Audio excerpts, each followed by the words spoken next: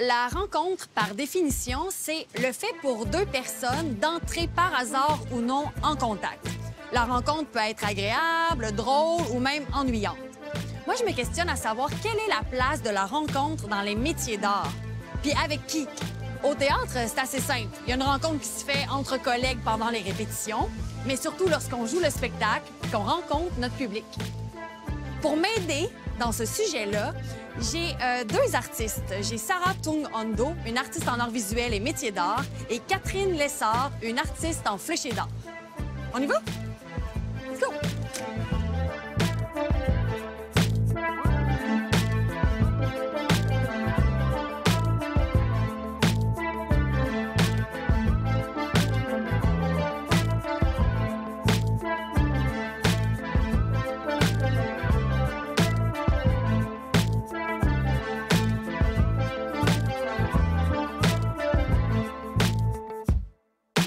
Ça, c'est une machine à tisser.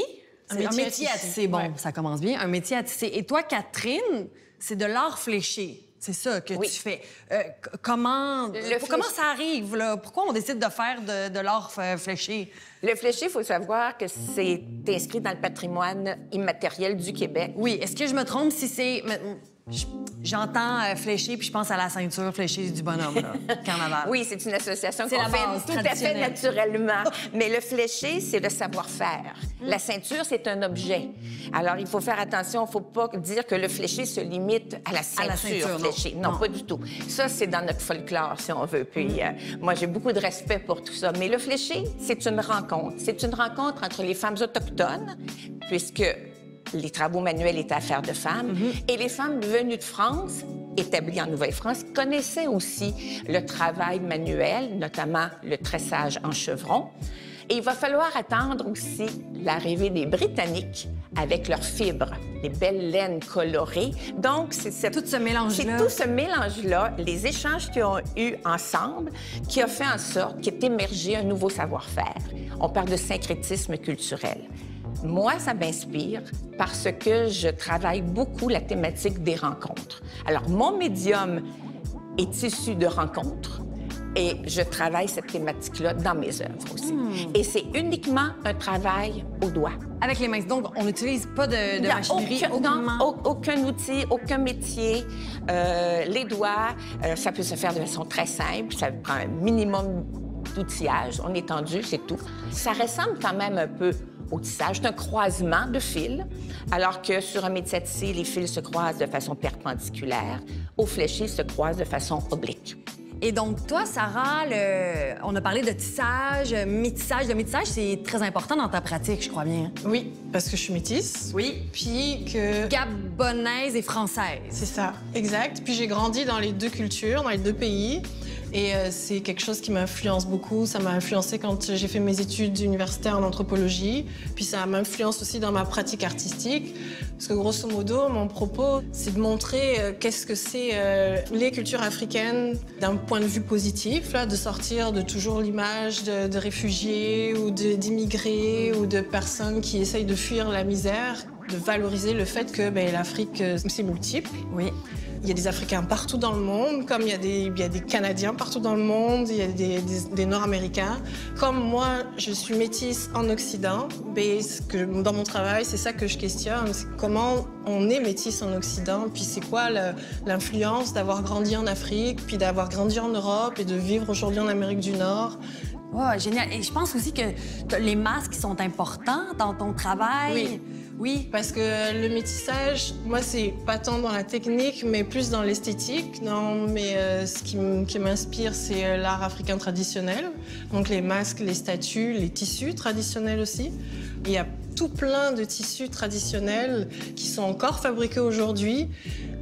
Beaucoup pour les touristes, malheureusement, parce que la raison d'être de ces tissus-là, c'était quand même, en général, les cérémonies. Toujours beaucoup en lien avec le culte des ancêtres. Toute la colonisation, la décolonisation a mélangé tout ça et puis a fait que ces tissus-là sont de moins en moins fabriqués, mais ça m'inspire aussi. Moi, je suis un peu curieuse. J'aimerais savoir sur quoi vous travaillez en ce moment, puis qu'est-ce que je vais avoir la chance de voir dans votre atelier quand je vais aller vous voir. Alors, Sarah. Moi, là, je vais travailler à faire un grand masque inspiré d'un masque africain, tout en plumes. Tout en plumes. Tout en plumes. Et les plumes, elles viennent d'où? C'est des plumes de quoi? Poule. De poule. Parfait, des plumes de poule. Ouais. Puis ça va être en noir et blanc, puis il va y avoir comme un dégradé du noir vers le blanc, puis le masque va comme dégouliner en plumes, tout en plumes. Parce que ça va faire partie d'une installation. Puis je vais en faire 2 masques, mais je sais pas si j'aurai assez de plumes pour faire 2 masques, parce que j'aime aussi beaucoup travailler avec la récupération, donc j'aimerais faire le 2e avec du tissu récupéré, là aussi noir et blanc.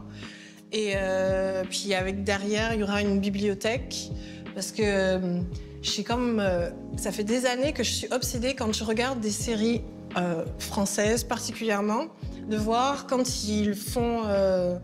les personnages sont des bourgeois, ils ont toujours des statues ou des masques africains dans leur bibliothèque. Puis t'as ça que tu vois dans toutes les séries, puis en même temps, t'entends « Oh, on veut pas des immigrés, on veut pas des réfugiés, on veut pas... » Puis tu sais, c'est comme de prendre juste un aspect d'une culture qui va nous valoriser, puis on rejette l'autre parce qu'on estime que ça sert à rien ou que c'est juste de l'exploitation. Puis c'est de questionner ça. Puis c'est comme quand on prend des cours d'histoire de l'art moderne, l'art africain est quand même prépondérant dans l'influence des artistes modernes. Puis c'est de questionner tout ça autour de cette œuvre-là sur laquelle je suis en train de travailler. J'ai trop hâte de voir ça. Ah, super. Merci, Sarah. Et toi? Je travaille aussi sur une œuvre très ambitieuse avec les dernières années, la COVID, la guerre, les conditions climatiques qui sont de plus en plus alarmantes. Oui. Je travaille sur le réconfort. Je crée des ailes. Donc, des ailes, mais c'est garni de plumes. Donc, je flèche les plumes. Vous êtes reliés, hein? C'est très wow. étonnant. Moi, je les flèche, les plumes. Et je travaille avec des soies, en particulier des soies que je mêle avec quelques fibres de laine, quelques fibres d'alpaca, parce que je recrée toujours mes fils, ma palette de couleurs, de textures au rouet. Et je crée alors toutes mes nuances. Alors ça, c'est le projet sur lequel je travaille et il est amorcé. Oui. Parce que je devais faire des tests pour voir si c'était réalisable, ce projet très, très, très ambitieux que j'ai. Oui, c'est réalisable, ça va commander beaucoup de temps. Et alors que les plumes intérieures vont être pastel, les plumes extérieures vont être colorées. Donc, je devrais travailler sur des plumes très colorées quand on va se rencontrer. Super. Donc, je vais voir les plumes. Ça va être le moment pour moi de prendre des petites pilules, peut-être, pour les allergies. Oui.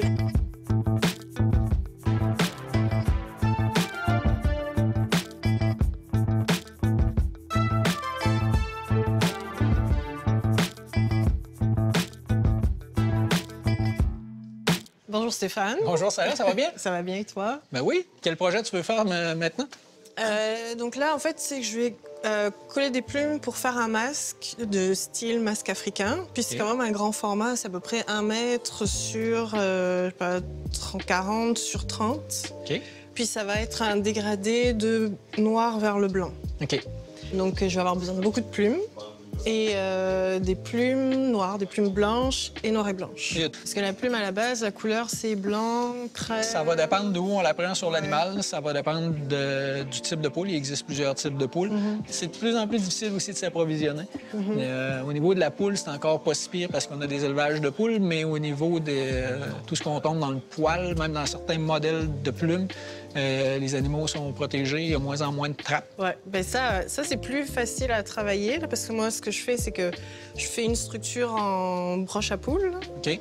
en métal, puis par-dessus, je couds du tulle, puis ensuite, je colle les plumes sur le tulle, et puis les plumes comme ça, ben, j'ai juste à le passer entre les petits... Les brins de ton tulle. Ouais. Puis après, je mets un point de colle, et puis c'est parfait. Parfait. Oui, je vais prendre ça aussi. Là, pour ton dégradé, tu voulais-tu entrecroiser tes plumes noires ou blanches ou tu voulais des plumes, ce qu'on appelle genre grizzly naturelles, comme ça, qui vont nous donner déjà un peu ton aspect de dégradé? Ben oui, j'aimerais essayer ça, oui. Ben merci beaucoup, Stéphane. Ben, ça fait plaisir. Je vais prendre ces 3-là. Parfait. Puis je viendrai te montrer le résultat de ce que j'ai fait. Ça va faire plaisir.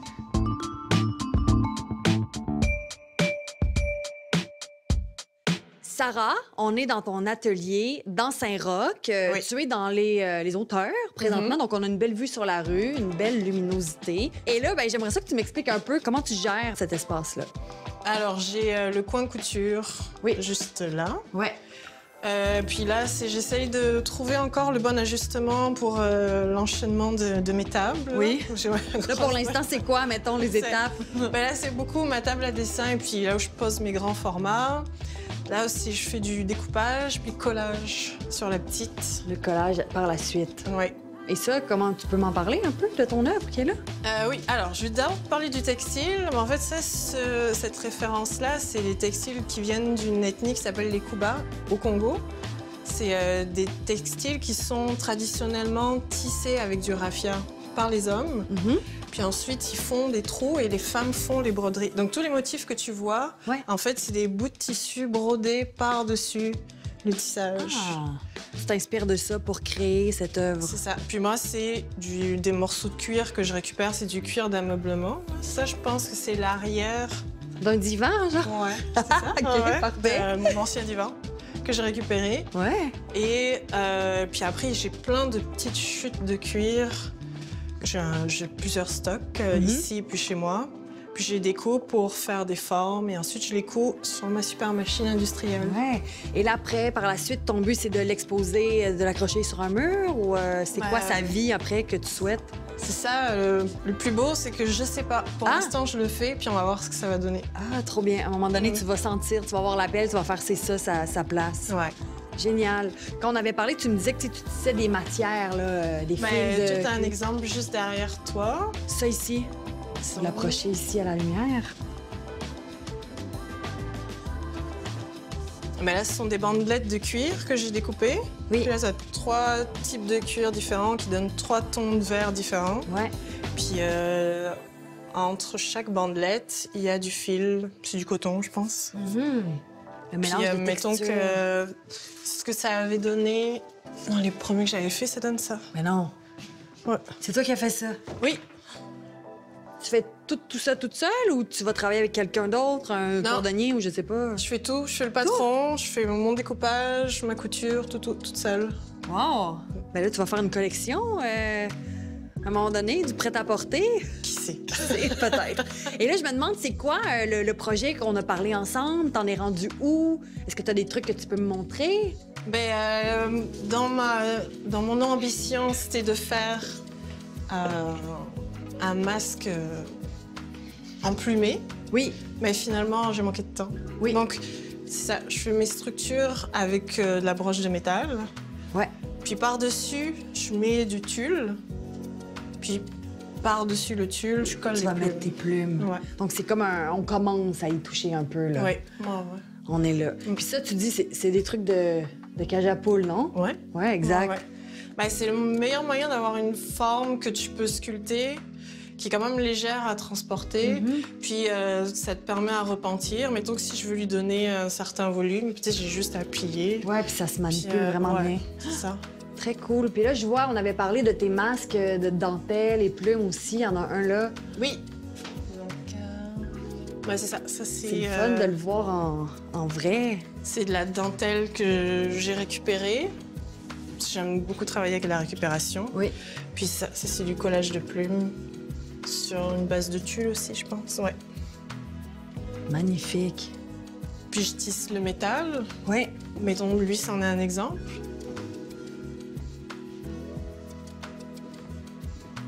Ça c'est du métal tissé sur... T'as fait tout ça, là? Oui, j'ai tout tissé le métal sur une chaîne de coton. Donc ça, c'est inspiré aussi d'un masque africain. Africain. Ouais. Wow.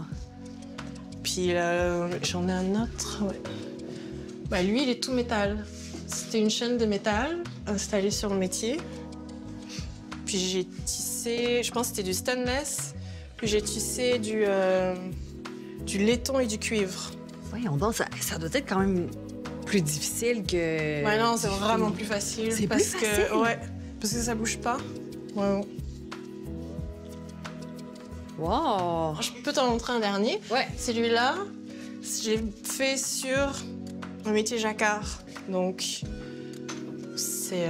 Un métier jacquard, c'est quoi? C'est un métier où, le plus simple pour expliquer, c'est il fonctionne un peu comme un ordinateur, c'est des 0, des 1. Et plutôt que ce soit des cadres qui se lèvent comme ici, normalement, s'il y avait tout ce qu'il fallait, mais c'est fil par fil que ça se lève. Donc là, en fait, avec un métier jacquard, tu peux faire absolument tout. Tout? Oui. Donc, donc là, c'est subtil, là, mais si tu vois, ici, il y a des formes. Oui, c'est vrai. Puis c'est ça que permet le métier jacquard. Tu peux vraiment travailler encore plus tout ton travail. Ah. Wow! Hey, merci tellement, Sarah, de me montrer tout ça. Puis c'est fou de se dire que dans un si petit espace, il y a autant de magie que tu réussis à faire. Oui. Wow! Bravo! Merci. Merci!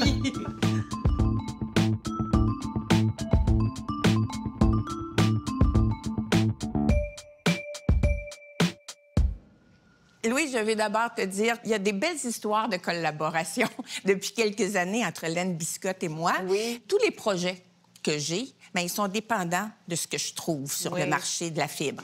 Et l'arrivée de Laine Biscotte, notamment à Québec, parce qu'il y a d'autres boutiques, mais pour moi, c'est un peu vu comme une bénédiction. Parce qu'un projet, c'est toujours un peu long à enclencher.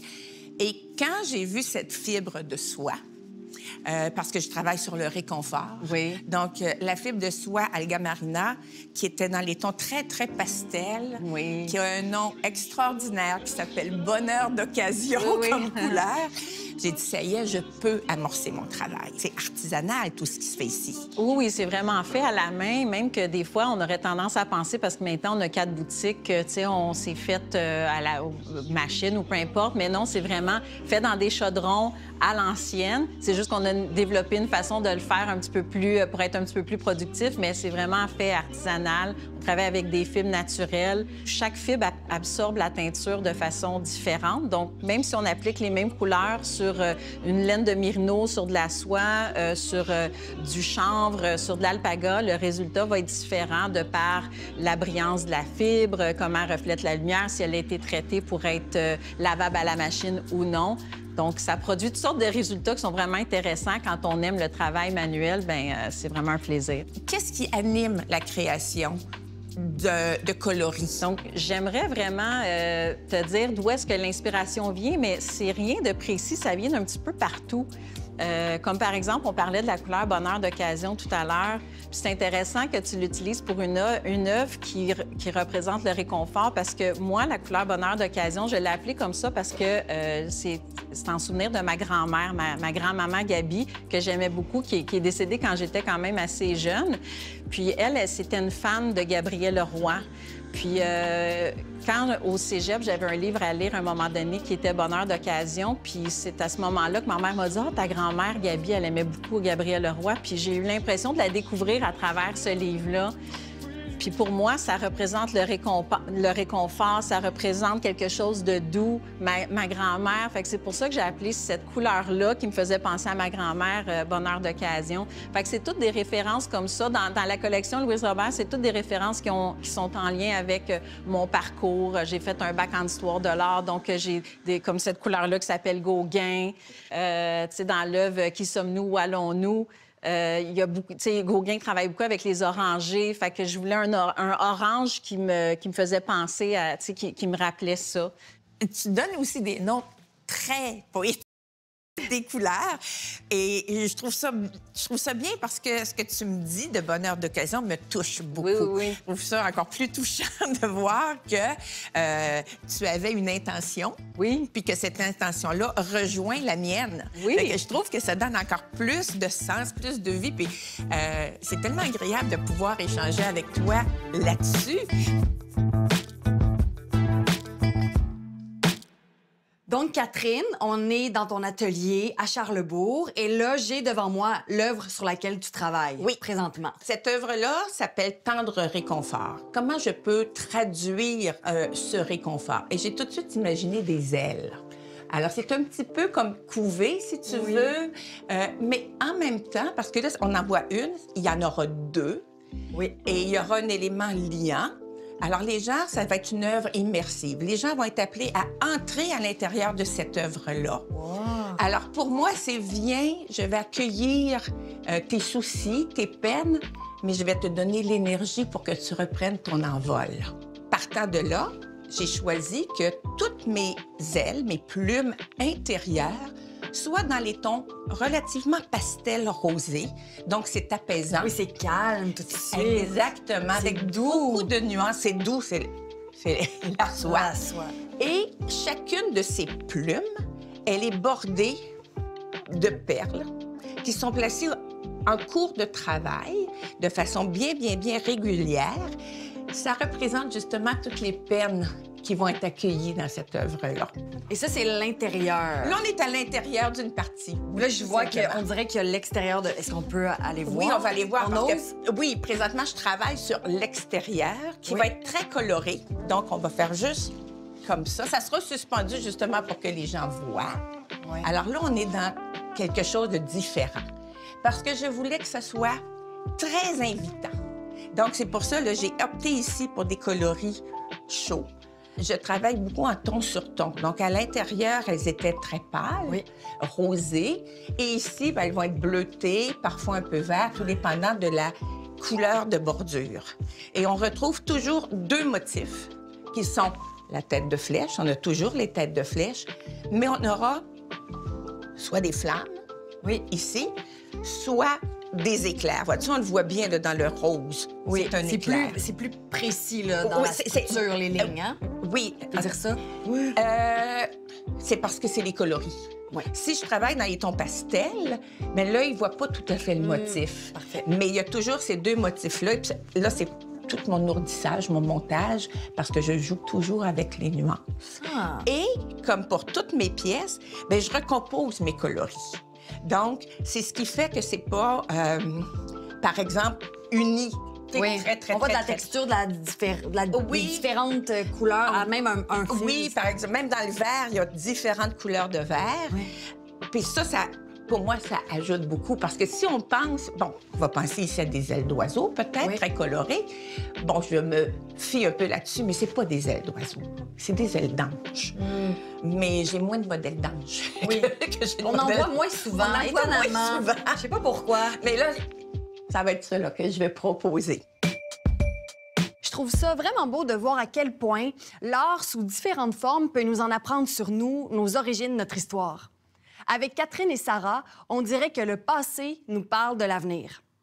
La semaine prochaine, on va aborder le thème de l'engagement. De quelle façon et pourquoi il peut être présent dans un processus de création.